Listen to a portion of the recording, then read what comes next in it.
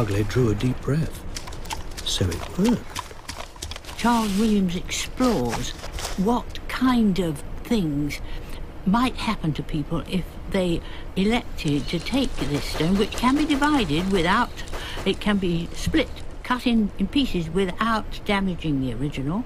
If somebody, the owner, takes it and wishes himself back half an hour in time, what will happen when he comes forward again? Or if he or she goes half an hour forward into the future, what will happen to this person? What happens to his mind? And now there are a great many come into it, including the Lord Chief Justice and his. You say it's an easy read, but it sounds pretty tough to me. I don't think it's a difficult read at all.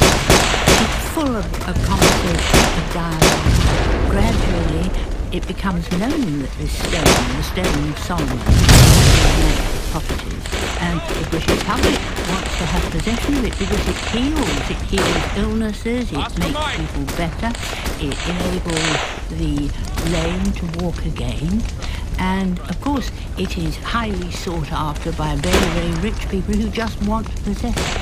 It is about the desire for riches and the desire for perfection. Its other name is the end. I believe it was first published in the early 1930s. Why should we be reading it now?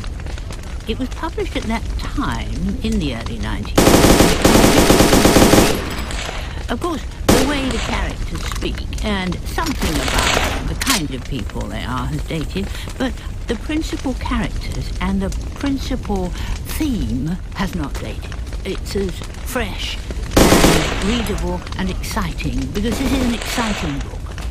As exciting now as it was, to me anyway, the first time I read it. Huge praise indeed. Ruth Rendell on Many Dimensions by Charles Williams. And finally today we hear from the master of minutiae, a man who can transform the raising of a cup from a saucer into a mesmerizing piece of prose. Colm Tóibín. He's been nominated for almost every literary prize going, and his latest novel, Brooklyn, was the surprise omission in this year's Booker shortlist. You'll forgive me for describing him as a bit of an Eeyore when it comes to joie de vivre, so prepare to pull out your hankies for his suggestion. I've chosen Esther Waters,